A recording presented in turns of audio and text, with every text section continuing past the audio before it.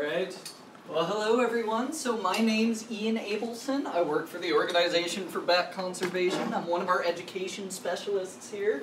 And on this lovely Dracula day, we're going to spend at least a little time talking about our vampire bat colony here at the Organization for Bat Conservation's Bat Zone. So we have a colony of over 30 vampire bats here at the Bat Zone, and I want to talk about a couple things regarding them. So first we're going to talk about care a little bit, because they're very unique animals. They have some very unique sorts of challenges that we have to deal with in terms of caring for them. Then we'll go inside the enclosure, we'll take a look at the bats, we'll talk about their natural history a little bit, talk about some of the vampire legends and how they may have gotten their names.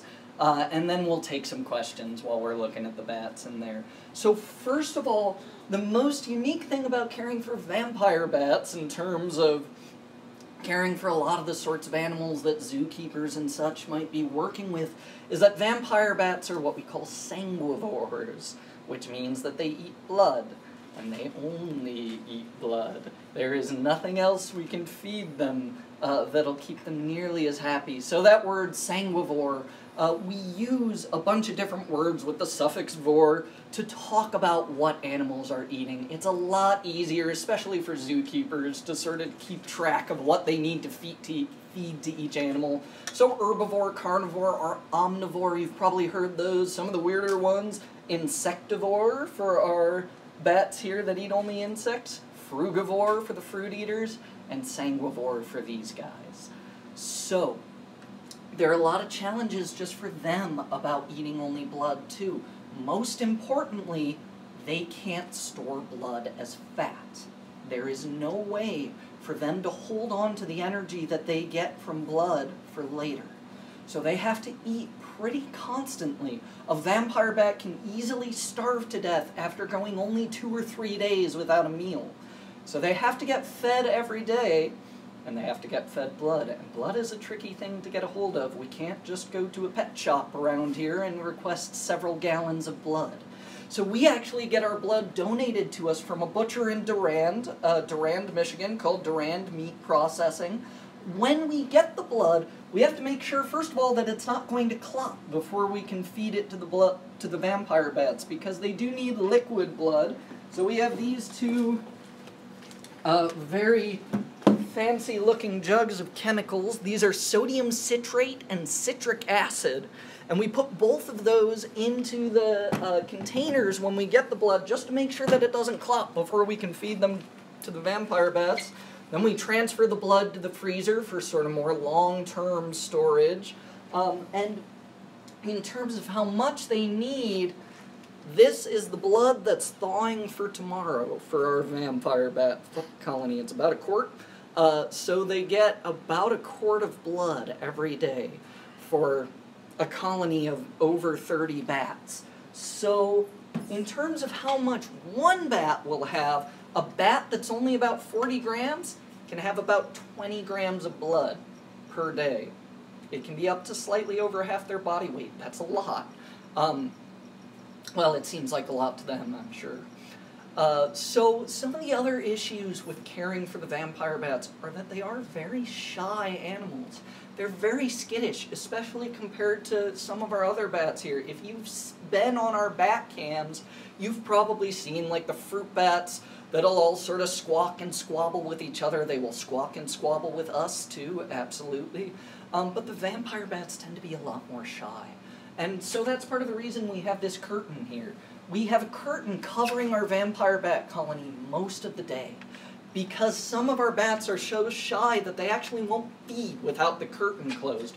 We'll open it up for programs. We'll take a look inside there a little later in the live stream here. Don't worry about that. But in addition to them being skittish, they're also very sensitive to changes in their environment. So we have a relatively sort of simple environment in there for them. There's mesh on every side that they can climb on. There's some towels hanging for privacy. There's a rodent bedding on the ground that makes it easier for them if they are on the ground. It's a lot softer. But in terms of enrichment, that does mean that we're more limited in terms of what we can do to make their environment more interesting. So enrichment is what we use to make sure our animals stay mentally stimulated, make sure that there's still enough interesting stuff going on around them that they can stay healthy and such. So for our fruit bats, we have a variety of enrichments we might do. We might do auditory enrichments, things like playing nature sounds over the radio. We might do visual enrichments. Like right now, we've got some very fun colored balls hanging on ropes there. So that's something that's visually stimulating for them, but they can also probably manipulate it a lot. They can play with the ropes, they can play with the balls if they want to. I'd imagine there may have been food hanging from them when they first put them in the enclosure, but that is long gone now. For the vampire bats, we're a lot more cautious about what we do to give them enrichment because they are so skittish. So we'll put in things that they can climb on, we'll put in things that have holes that they can explore. We tend not to put in things that make a smell because we're a little worried about how they would react to that. And we don't put anything in that's too big or flashy, and we also don't want to sort of limit the ways they can get food by putting some of their blood in something unique. Because they do have to feed so often, we wouldn't want to risk them not getting meal because they couldn't figure out how to get it or something like that. And lastly, the last sort of really unique challenge about the vampire bats that I wanted to mention was medications. Vampire bats are very, very sensitive to a lot of medications. We tend to be very cautious about giving them any sort of medication because of how sensitive their bodies can be to it. All right, are we ready to go in, Phil? I think so. Fantastic. So let's head in the enclosure and take a look at them.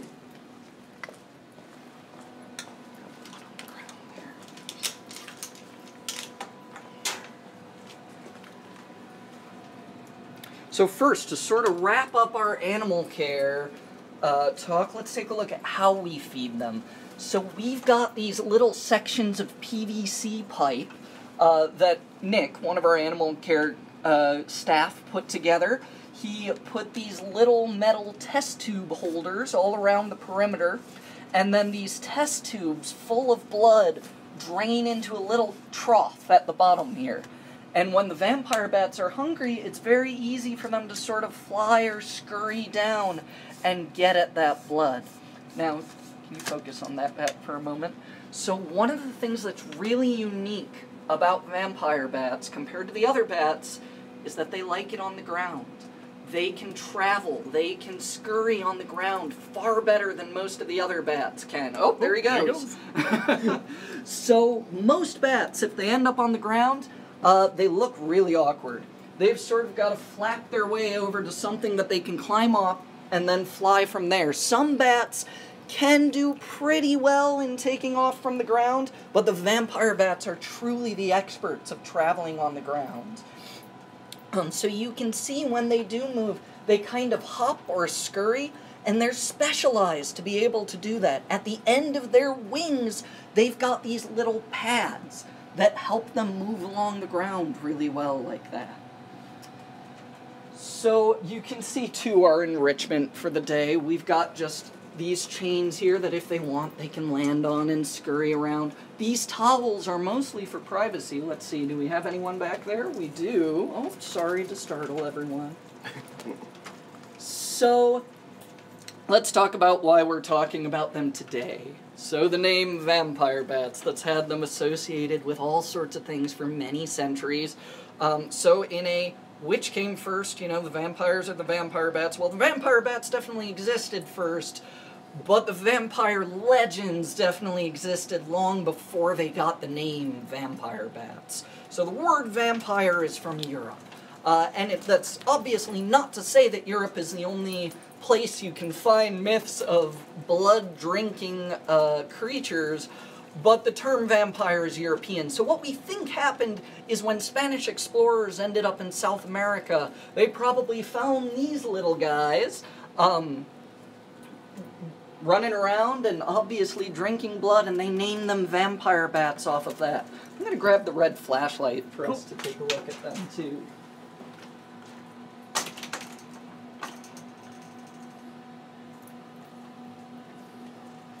All right. So hopefully that might give some folks a better view. So they are also quite tiny. They're nowhere close to the size of what we think of as vampire bats or what we think of as Dracula. And most of those differences in size between the real ones and the ones we imagine, that's all Hollywood. So when Hollywood wants to have a big, terrifying, blood-drinking bat on screen, these little guys don't really fit the bill. So instead, if they're using a real bat, typically TV shows and movies will take one of the fruit bats, pretend they're a vampire bat, and hope that nobody notices the difference. But they are quite small. And when they're feeding, they feed typically these days on livestock, on cows, horses, sheep, all sorts of different animals. Because if you can imagine being one of these bats and trying to find a meal, it's much easier to go back to the same farm every night than it is to, say, chase down a new wild boar every night.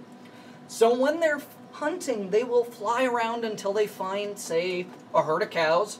They'll land on the ground, they'll scurry over to the cow, they'll climb up the ankle, and then they'll use those two famous vampire teeth to make a little scratch. And then they don't suck the blood, they lick the blood. They lap it up. It's like watching a cat or a dog at a water bowl. They'll take, again, maybe around 20 grams of blood, something like a teaspoon, 2 teaspoons of blood, and then they'll fly away. So, some very important follow-up points. First of all, no, the animal does not, fall over dead from having blood consumed from a vampire bat. In general, a teaspoon, 2 teaspoons of blood, that's not too much blood to something like a cow. And even more importantly, no, the cow does not then become a vampire cow. As far as I know, vampire cows don't exist. And if they do, report that to someone other than me. The other thing that's really interesting about them is how social they are. So you can see they're sort of all clumped together here. And they do like to hang out together. In addition to them being skittish, they are very, very intelligent. And when they are returning to the colony, if they haven't been able to get a meal for the night, they could be in trouble because, again, they have to eat pretty much every night in order to be able to survive. So if they return to the colony and they haven't been able to find a meal, they will make a little begging motion.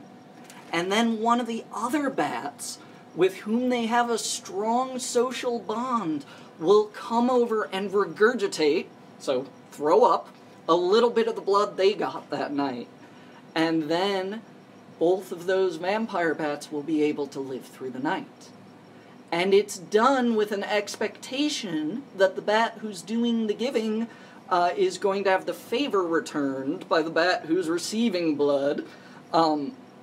So they are intelligent enough that we think that if there's a bat that only takes blood and never gives, they seem to be cut out of the system by the whole colony.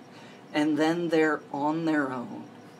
Now, there is some fascinating research being done on that specifically, because vampire bats are one of the only examples we have of an instance where an animal will help a non-relative. We have a lot of instances in which animals will help other animals of their own species that they're genetically related to. So things like an ant colony or a bee colony where they're all related. Or there are examples, too, of birds where after the parents are done raising the chick will stick around for a little while and help raise the next batch of chicks. But there are far fewer examples of animals helping out non-kin. And from some research that's been done, we think that they might, in fact, help non-kin more than they'll help their kin if that non-kin has been donating blood to them more often. From what we think, based on our research, it seems like they will give blood more often to someone who's given blood to them and who they've given blood to in the past than just always picking their relatives. Now, if you're interested in that, and it is a really interesting subject, I am by no means an expert on it, but I highly recommend that you go check out socialbat.org. So socialbat.org is a website that's run by a guy named Jerry Carter, who just finished up his postdoc at the Smithsonian Tropical Research Institute, and he's done a lot of research with our colony here at the Bat Zone, and he's done a lot of research on these social alliances with bats in the wild, too. So if you're interested in that, go check out his website. There's a lot of really cool stuff on there. Alright, so I think we are ready to take some questions. So, Amanda, whenever you're ready. Are vampire bats endangered? Are they endangered? Typically, no, they're not endangered. There could possibly be, like, individual populations of them that are endangered, but as a species, not really. In fact, we think they may actually have started to do better with the introduction of humans and human livestock because it's easier for them to get some food. How many babies can they have? Typically, most bats will only have one baby at a time. So when the babies are born for bats, they tend to be about 30% the size of the mother, which, if there are any human mothers listening, that's about the equivalent of having a 5-year-old toddler immediately. So they tend to only have one at a time. Frugivore and insectivore bats are definitely helpful in pollination, seed dispersal, and insect control. However, I don't quite see that a vampire bat has a useful purpose in nature. Can you comment on that? Yeah, for sure. So, first of all, something that I forgot to mention that's really interesting about them is actually the medicines we've been making off of them. So there is an anticoagulant in their saliva, something that stops blood from clotting, and it's more powerful than most of the other natural anticoagulants that we've found in nature. So it's actually being used a lot recently for stroke medicines, especially because strokes are, in a simplified way, sort of a blood clot in the brain. So that's something that directly benefits us that they do. As for what they do in their environment that's sort of beneficial, it can be awfully hard to tell. These bats are not terribly well studied yet. They tend to be more common in some pretty remote areas, and we do have a lot of examples in history and in nature so far of where we haven't understood the positive effects that some animal has had in their environment until that environment's been changed. So we may not know things they do that are positive, but that certainly doesn't mean there aren't any. Are the vampire bats only able to eat other animal blood, or would human blood work also? Just asking, not volunteering. Fair enough. Yeah, we don't take volunteer blood donations if it's from a human, just to clarify. So there have been records of vampire bats feasting on human blood. Absolutely. It doesn't seem to be common. It doesn't seem to be their preferred food source. They would much rather go for our livestock. How often do you feed them? How often do we feed them? So we have to feed them every day, but we feed them about twice a day. So they actually have to be fed once in the morning, right when the keepers get in, so right around maybe 6:15 a.m. or something. Our keepers get here very early. Or else they also get fed right after noon, usually, sometime between 12:15 and 2. Why are vampire bats only found in South and Central America? I'm surprised they don't live on the African continent. Well, as far as we can tell, blood drinking has only evolved once, only among this group of bats, from the South American bats that were already there, so they're in the same family as the other leaf-nosed bats, like the Jamaican leaf-nosed bats. So that strand of evolution that led to consuming blood just never happened on the African continent. Do they get sick very often? Do they get sick very often? In terms of actual sickness, I can't think of many that we've had to deal with, really. They do squabble once in a while. We have had a few had injured legs or have had small bites or cuts just based on them squabbling with each other, but I can't think of a real, like, sickness we've had to deal with here. Can bats see the red light? Can they see the red light?